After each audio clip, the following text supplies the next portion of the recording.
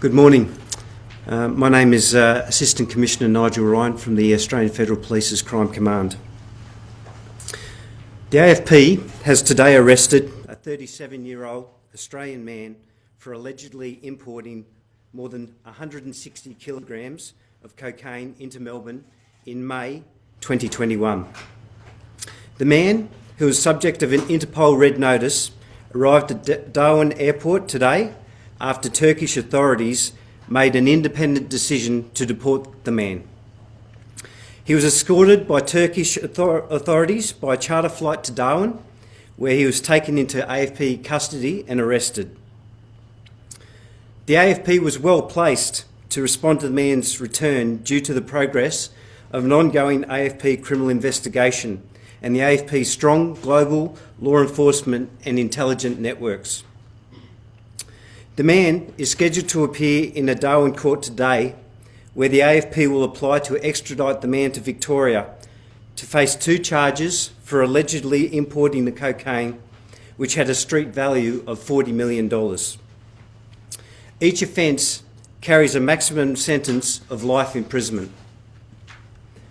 The AFP will allege that Operation Ironside South Britannic linked the man to a transnational criminal syndicate operating out of Hong Kong and Turkey, which was using dedicated encrypted communications to coordinate the shipment of the cocaine from Hong Kong to Melbourne via Sydney.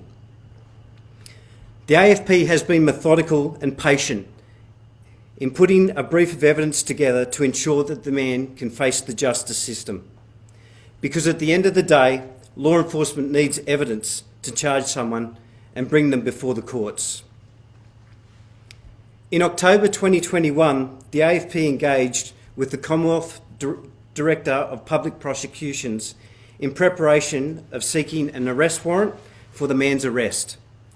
During this time, the AFP continued to take statements and prepare a full brief of evidence. In January 2022, a full brief of evidence was provided to the CDPP for an assessment to charge the man with offences against the Criminal Code 1995. In mid-July 2022, a Melbourne Magistrates Court issued an arrest warrant for the man in relation to the alleged importation of cocaine. And in late July, an Interpol red notice for the man was issued in relation to the importation of 160 kilograms of cocaine, contrary to section 307.1 of the Criminal Code 1995.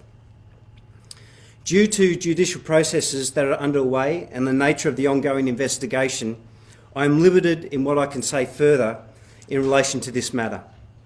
However, let me be clear. This man has been the target of the AFP-led transnational offshore disruption task force known as Operation GAIN since March 2021. This is the first time the AFP has publicly revealed the existence of this task force, which targets Australia's biggest organised crime threats offshore and disrupts their criminal activities and ultimately ensures these criminals face prosecution. Operation GAIN harnesses the AFP's extensive international network, sophisticated capabilities, commands across Australia and Commonwealth partners such as the Australian Criminal Intelligence Commission. The AFP has spent years developing strong relations offshore through our international network. We've built trust through information sharing and have a joint commitment in tackling organised crime groups who seek to profit from crime. Speaking more broadly, Australians who think they can hide offshore in perceived safe havens, peddling drugs into Australian communities, making huge illicit profits at the expense of Australian lives, take this as a warning. The AFP will be relentless in pursuing you. We are dedicated and we are focused. Together with our domestic and offshore partners, the AFP will pursue offenders in an effort to protect Australians and our way of life. One by one, we will ensure that you face justice. I'm happy to take any questions. Mr. Ryan, you say that the Turkish government made an independent decision to sent this man back to Australia, is that correct? That's correct. And so is it a coincidence that that independent decision came at a time when an arrest warrant had been issued and there was an Interpol red notice? No, look, as I mentioned, this investigation has been going for a significant amount of time already, and it has been complex, and there are a lot of processes, particularly when you look at what has to happen with international partners and even domestic partners to make these types of things happen. So we've been working on this for more than 12 months, and the culmination came at the same time when the deportation actually took place. Does that include the AFP working with Turkish authorities or being in communication in some way in relation to this matter? Well, obviously we have been in communication with the Turkish authorities. We do have people based in Ankara in Turkey, and there has been information provided to us, but this decision was an independent decision by the Turkish authorities, and all the logistics were actually organised and arranged by the Turkish authorities. Can you explain why the decision was made to deport him to Australia? Turkey could have just kicked him out of their country with no destination specifically. How did that come about? Oh, that'd be a matter for the Turkish authorities. I can't answer on behalf of them. So, Mr. Ryan, does this give you some confidence that we may see further action in relation to other Australians of interest who are residing in Turkey? Yeah, most definitely. I mean, Operation GAIN is set up exactly for this purpose, so that we can leverage off our international network, our capabilities, not just of the AFP, but also our Commonwealth partners as well.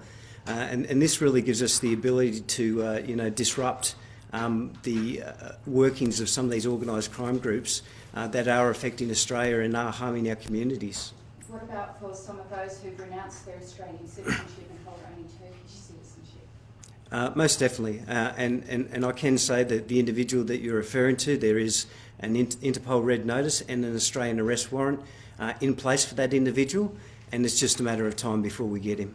In relation to this man today, I understand his wife is being held as detention. Are you aware of that situation? Is there anything the AFP is doing in relation to that? I am aware of the reporting in relation to her detention. However, the AFP is not following up and has no investigation in relation to the lady. How many Operation GAIN targets are currently in Turkey? I can tell you more broadly that there are more than 20 targets that Operation GAIN is targeting worldwide right now. There are a number of targets that are in Turkey, and we are working very closely with our Turkish counterparts to try and bring those people back here to face justice. And I have to say that the Turkish authorities are regional leaders in relation to the fight against organised crime, and we thank them for their efforts. And indeed, they accompanied this individual to Australia, is that right? That's my understanding, yes. Those targets, are they in the main relating to drug trafficking offences? Is that the interest that the AFP has in them? Or is it Yeah, so the targets that we're looking at through Operation GAIN are exclusively in relation to transnational serious organised crime, and ultimately we're trying to disrupt their activities so that they don't affect Australians, and where we can, we bring them back to Australia to face justice and prosecutions. There's been several instances of violence in the streets of Sydney in recent months in particular.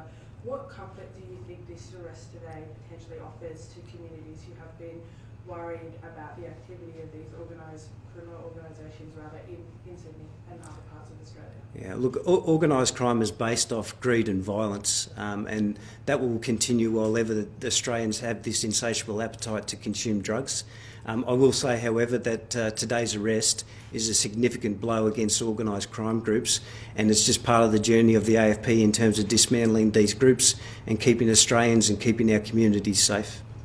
Can I ask you how important the ANOM app was in relation to this matter progressing to a person being brought to Australia? Yeah, the AFP would be alleging that this particular person was using the ANOM app. I can't speak too much more to that point, given that it's going to be part of the judicial process, but he was a user of the platform, yes. Thank you very much.